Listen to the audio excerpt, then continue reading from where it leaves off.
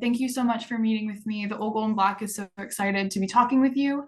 My first question for you is, as you begin your last year as governor, what would you say are your priorities? Well, first, let me just say, Maddie, how glad I am to be talking to the Old Gold and Black. My dad, a Wake Forest grad, my deputy communications director here, Jordan Monahan, was student body president at Wake Forest, and he That's had a lot to do with setting this up for you. I'm delighted to be talking with you, and I'm so grateful for Wake Forest. What an amazing university! I always say we have the greatest array of public and private universities in the country, and Wake Forest makes a real difference in that lineup. So we're grateful for you. My priorities, I just announced this morning, 2024 is going to be the year of public schools in North Carolina. Our public schools are doing a great job educating our children, but they're hanging on by a thread. They're operating on a shoestring budget. Our teachers are underpaid and underappreciated, and we have to do more for public schools in North Carolina. So we're going to be putting together coalitions of businesses, of parents, of students, of people who care deeply about public education to convince the legislature, like we did with Medicaid expansion, that it's time to do better to fund our public schools and to pay our teachers what they deserve. And we're going to work very hard over this next year. I'm going to spend a lot of time in our public schools, talking with teachers, encouraging, hopefully some of these Wake Forest students will go into teaching. We need you. We need you to do that. We're also going to continue working to make sure that we move to a clean energy future. We're going to keep reducing our carbon emissions. We've got a law that we passed in the General Assembly to reduce emissions in the power sector by 70% by 2030 and to get to carbon zero by 2050. That will be critical. We're going to fight for women's reproductive freedom. These elections coming up will make a big difference in that arena. And in North Carolina, we'll have an important governor's race coming up and state legislative races all across the state. So we're going to work to make people understand that women's reproductive freedom is going to be on the ballot in 2024, as is our democracy. We're going to continue working, attracting the good paying jobs here in North Carolina too. We want graduates of Wake Forest to be able to go into the fields that they've studied and to be able to get good paying jobs to support their families.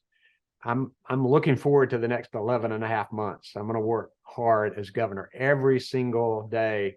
It's been the honor and privilege of my life to serve as governor of this state, and looking forward to continuing the work. Yeah. So kind of as you're looking, you were talking a lot about action items and things you hope to do. Where do you hope to be at the end of 2024? What do you hope to have accomplished by the Yeah. time that you're finished in your role? I came into office with the mission that North Carolina had to be a state where people are better educated, where they're healthier, where they have more money in their top pockets, and they have the opportunities to live lives of abundance. Now, in North Carolina, we passed Medicaid expansion. We're going to get 600,000 more people with health insurance who didn't have it before. We've become a clean energy epicenter where we're attracting EV manufacturers, EV battery manufacturers, clean jet manufacturers that are going to be putting money in the pockets of everyday families because they're going to have these better paying jobs. And we've instituted strong job training programs across the state, making people better educated and ready to take these jobs, not only of today, but of tomorrow as well. So I think we will have accomplished a lot of those things. I want to this year work very hard on early childhood education in our public schools, because if there's a place where we need extra work, it's there. And I'm going to spend time doing that the rest of this year. And hopefully we'll build a coalition of people that's ready to take this on in 2025 and beyond. Yeah. So, you were just talking about the importance of public schools and how this year, public schools and schools in general are going to be a priority for you. I'm thinking about college campuses, and on the topic, you said in your email talking about the importance of young people and the elections and young people on college campuses. We've seen around the nation that college campuses have become flashpoints for advocacy in recent months with dozens of colleges and universities in North Carolina. What steps is your office planning on taking, and what are your priorities regarding ensuring free speech on campuses?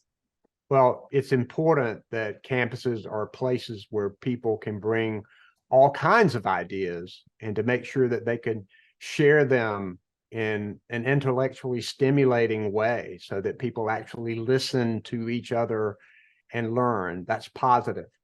But messages of violence and hate speech uh, don't have a place on our campuses. And I think it's important for students whom I've talked to, many of them across our state. So many are passionate about so many issues, taking on gun violence. They're very frustrated that we don't have elected officials who are willing, like I am, to ban assault weapons and to do more to get the guns out of the hands of criminals and children and people who should not be having them.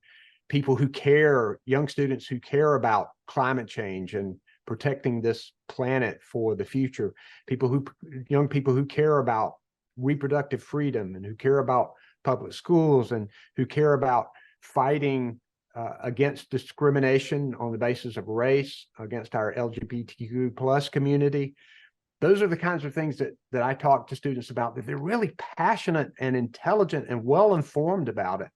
What you often don't see is that transferring to actually voting. And one of the problems with that is that students are often very transient. You go to school, hey, do I register in my home county, or do I register where my university is? Where do I register and vote? And sometimes it just never happens because you're making decisions or you get started and it just doesn't happen.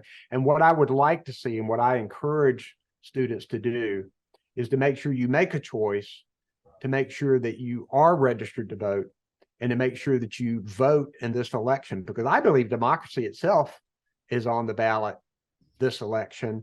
And I want to see the percentage of young people go up in participation, because the older people vote. There's a very high percentage of older people who vote, but the way young people can make a difference and really can turn the tide of elections is through registering and actually voting.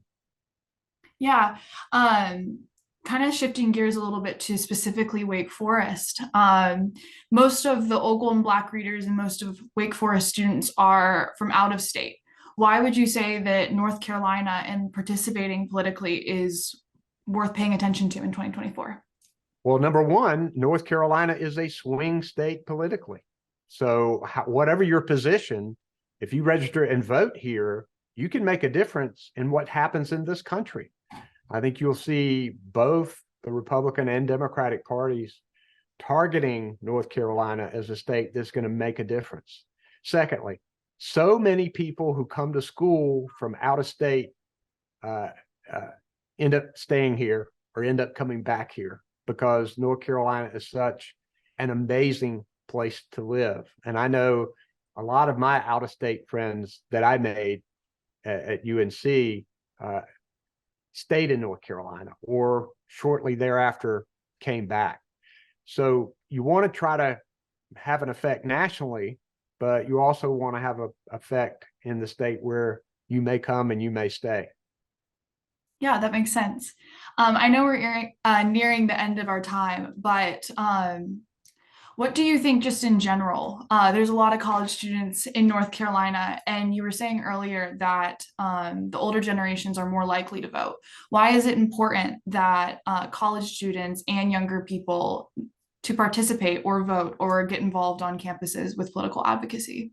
It's your future, and you're the ones that are going to have to deal with what kind of democracy we're going to have decades from now, you're going to have to deal with whether we continue to pollute our planet and end up making it unhealthy for everybody. You're going to have to deal with whether we're going to have great paying jobs. So voting in these elections can make a real difference. And I'll say that sometimes maybe a college student can look and say, why should I vote in a contest between two 80-year-old people?